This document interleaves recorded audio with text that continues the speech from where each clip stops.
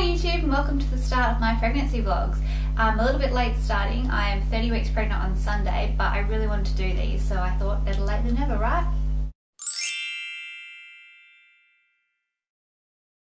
My name is Taryn, I'm 27 years old. I live in Perth, Western Australia.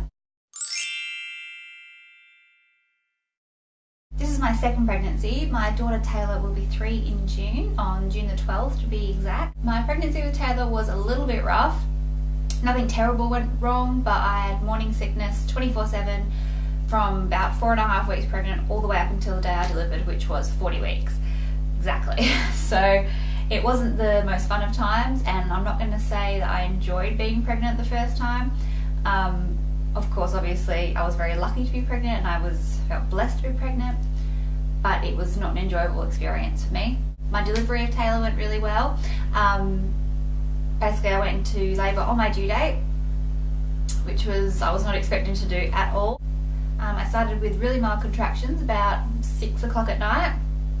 We headed to the hospital about 8 o'clock, and contractions were still not too bad, but because I was strep B positive during that pregnancy, I had to get to the hospital straight away to get a course of antibiotics into me before she actually made her way out. So we got there about 8, contractions were still okay. Then I kind of don't really remember the timeline from there on in. Obviously, I know we went through about another times or anything, but basically I only needed the gas for pain relief. It wasn't too bad, I didn't feel. Hopefully more of the same this time. And she came out, she was born about 2:25 in the morning, so the day after her due date, which would have been awesome to have it on her due date, but I mean, I only missed it by a couple hours. And she was fine, everything perfectly healthy, no problems with her at all. I breastfed her for 6 months, and that all went really well. I was quite reluctant to start breastfeeding, but once we got the hang of it, it was, it was good. Just the first few weeks obviously are painful and a bit difficult, but to get into the routine, but we got there in the end and lasted for 6 months, which was nice. Taylor was at 7 pounds 7 when she was born, and she was about 48 centimetres long, I think it was, so average, bigger side of average I suppose, but nothing too dramatic. And she had a full head of hair. I had a lot of heartburn and indigestion with her, and I read right at the end of the pregnancy that is often an indicator the baby will be born with hair. So when she was, I was like, oh, old wives' tale turned out correct. The due date for this pregnancy is the 19th of July. I actually think we might be off by a couple of days. I think my due date is something more like the 23rd of July, just judging on my menstrual cycle and when I think we conceived and all that kind of thing. But the ultrasound technician did say that he is measuring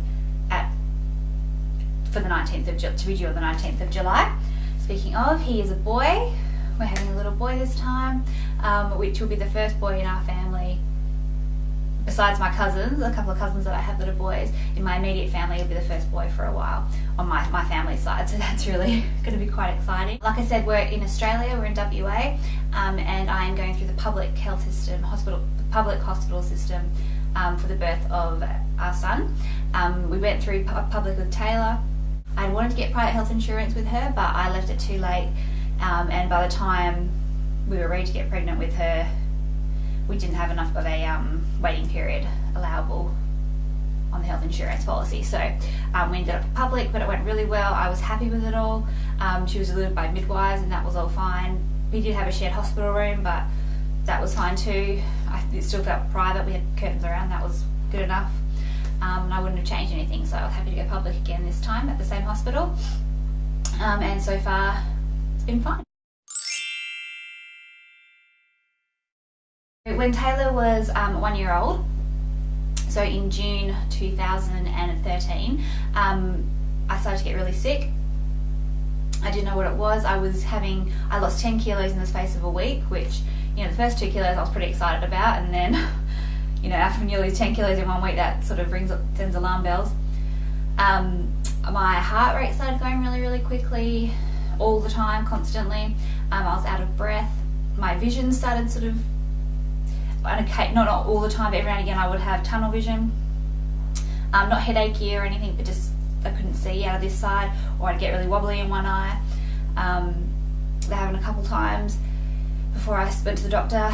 I got really tired, like extreme fatigue. I'd never experienced anything like that before. And it turned out after I went to the doctor that I had hyperthyroidism. So where the thyroid is functioning too quickly for the body. So that was in June, July that happened. The doctor put me on carbimazole, quite a high dosage of it, and I was on that thyroid hormone until about January, when my thyroid hormone levels had been in the correct bracket for long enough. Then we started to wean off the medication. I think I was on at the highest point, I think it was 6 tablets a day of carbimazole, and then we gradually weaned off it until it took until April before I was down to just one tablet a day. And then by the time July came around, I had been off it for weeks and weeks. The doctor had told me not to get pregnant whilst I was on carbimazole, which I wasn't planning to anyway. That wasn't sort of the time frame we'd allowed for this next pregnancy. And he did want me to stay to try and not get pregnant until July the following year. So this time, around now, he said to hopefully wait. But to be honest, I did feel fine. I know it was probably silly to go against his advice, but we did anyway. We got pregnant in October. And he wasn't concerned. It wasn't the type of hypothyroidism that is caused by pregnancy at all, because a lot of women do suffer from a thyroid issue during pregnancy or within the year afterwards, and mine wasn't set off by that. They weren't really sure, virus I think it was, but it was never really confirmed, and it's gone away now, so we should be okay. So I was quite nervous falling pregnant. There were going to be complications. I thought there is a high chance of miscarriage, even conception, but we were really lucky in that obviously we conceived easily and it's all gone really well so far. I was really nervous for at least the first trimester, which is, well, probably for the first 20 weeks, which is partially the reason why I didn't start doing vlogs. I wanted to, but I was just so nervous something would go wrong, so I held off until now. I'm feeling okay about things now, so pretty safe. I think we're pretty safe.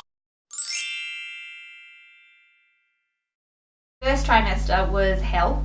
I thought I was going to be in for the same kind of pregnancy as I was with Taylor. I was, morning sickness 24/7. But it started more about 6 weeks, I think, with this pregnancy, whereas I was about a month pregnant when I started getting sick. So I did hold off a bit longer than with her, and it was as bad, I would say. It was pretty shocking. Spent a lot of time in bed. I was lucky that my mum and my mother-in-law and my husband were able to help me out a lot with Taylor for that whole trimester. My husband is a teacher, so he had all of the summer holidays off, which was good because that's when it really was at its worst. I also had the spaciness and the dizzy spells and all that kind of thing that goes along with pregnancy. But luckily, sort of by the time I got to my second trimester, all the symptoms started to fade. Blood test wise, I was put on vitamin D, which I think is quite common in pregnancy, especially in Australia apparently.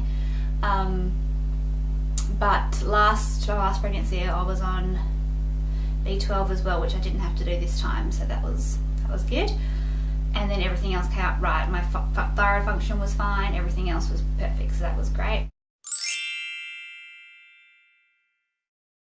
Second trimester was much better than the first. I was still morning sickness, but once I had been sick the first time in the morning and then had breakfast, I was okay for the rest of the day, nausea-wise. I still had like faint spells every now and again. I came from work a couple times. I only worked 2 days a week, but there was, I think, twice I had to come home from work just from feeling unwell. And I work with computers a lot, so staring at the screen would often make me feel a bit like, ooh, as you do. But, there was nothing out of the ordinary. When we had our 20-week scan, that's when we found out that he was a boy. Everything was perfect on there. All his measurements and, you know, organs and bits and pieces, everything was in the right spot and the right size. Second trimester was when I had a lot of heartburn, a lot of reflux. I have been using Gaviscon here and there, usually only at night, and it's not every night, it's every now and again when I'm feeling particularly heartburny that I use it. And I haven't used it much in the last couple of weeks at all, maybe just once or twice, so that's been good. Towards the end of the second trimester, I've started to feel, obviously as my stomach's gotten bigger, my bump's gotten bigger, I'm getting a lot of pain in the on the underside of my belly. I spoke to a midwife about this last week, and she said it was perfectly normal, which I assumed it would be, and she explained that it was just round ligament stretching, which again I assumed that's what it would be just from Googling and from reading my baby books. It was just unusual because I hadn't had it with Taylor, so I didn't have anything to compare it to, like the pain, to know that it was fine. But yeah, once we spoke about it, she's perfectly normal, and it has eased. I think it got really bad. I took Taylor to the zoo one day, which probably not the best idea. I went to the zoo, well no, on Wednesday I was flat packing all day. I was making a desk for my work, which was outside of my work requirements, but I really like to do flat packing, so I did. Then on Thursday I went to the zoo with Taylor, and that obviously we were there all day walking up and down all over. And Friday I went shopping, pushing a trolley around all day. I was there for 2 hours, which that was probably not a good idea either. And then Saturday the pain was intense, so I probably did bring it on myself, but it was painful for at least a week after that, and it's only just now sort of not being a constant thing. It hurts when I roll over in bed, hurts when I stand up. Sometimes I have to take a minute once I'm standing just to get going again, but it's not a constant pain anymore, which is nice. Which brings us up to this week. I had a midwife appointment last Thursday, so it's Friday today, so Thursday before, and we discussed my glucose tolerance test, which came back fine. Don't have to worry about that. We had a look at the bloods. When they did that test, they took some bloods from me, but they didn't take one of the, what was it? Whatever it was they needed to test for my iron levels.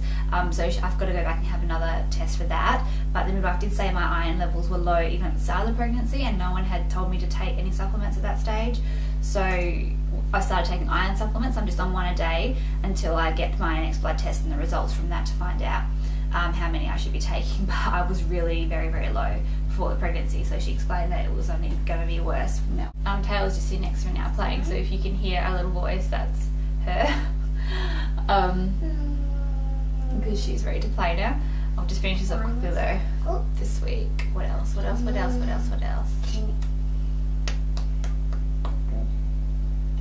have felt pretty good.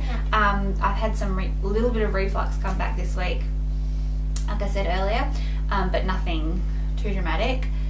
The midwife appointment, what else was that? She said I was measuring just normal for the due date. I'm worried that he's going to be a huge baby because I'm getting worried that he's going to be a huge baby because my husband is 6'4", so, and I'm not. I'm worried he's going to be a huge baby, but we'll see. That the midwives keep telling me that he is measuring average, and not, but obviously that's not 100% accurate, so we'll just have to wait and see. I've been planning the finishing touches for the baby's room, which we're sitting in right now.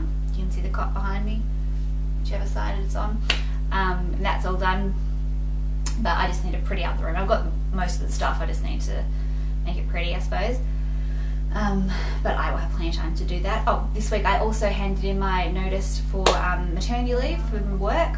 I'll be finishing up the first week of June, so I'll be, at that stage I'll be 33 weeks pregnant, 34 weeks pregnant, 34 weeks pregnant, so that's exciting. I can't wait for that. It is a bit surreal though that it's, I'm finishing work already. I feel like, well, with Taylor I worked up until 36 weeks and it was full time then, so I felt like I was quite ready to pop by the time I finished work, whereas this time I'm sort of like, I've got ages to go. Like, why am I finishing so early? But I am going to be needing it, and it'll be nice to spend a few extra weeks with Taylor, assuming the baby doesn't come that early. Hopefully he goes through to his due date. But it would be nice to spend that time with Taylor, just the two of us for those last few weeks. The baby's actually due on, like I said, my husband is a school teacher, and we have school holidays. He'll have school holidays in my 39th week. So the baby's actually due on the Sunday night before he goes back to school. So he's hoping that I give birth on my due date, because that way he can have an extra week off school. But we will see how we go. So that's it for this first video. I'll be back next week with I'll be doing weekly pregnancy vlogs from now on. Up until obviously he gets delivered. I'll be doing a room tour, I'll be doing nappy bag, hospital bag, what's my hospital bag, all that kind of stuff. And I've got a couple of hauls that I want to film as well, because we all like little baby stuff, looking at cute baby stuff. So yeah, you'll be seeing a lot more of me. Make sure you subscribe so that you don't miss out on any of these videos, and I will see you soon. Bye.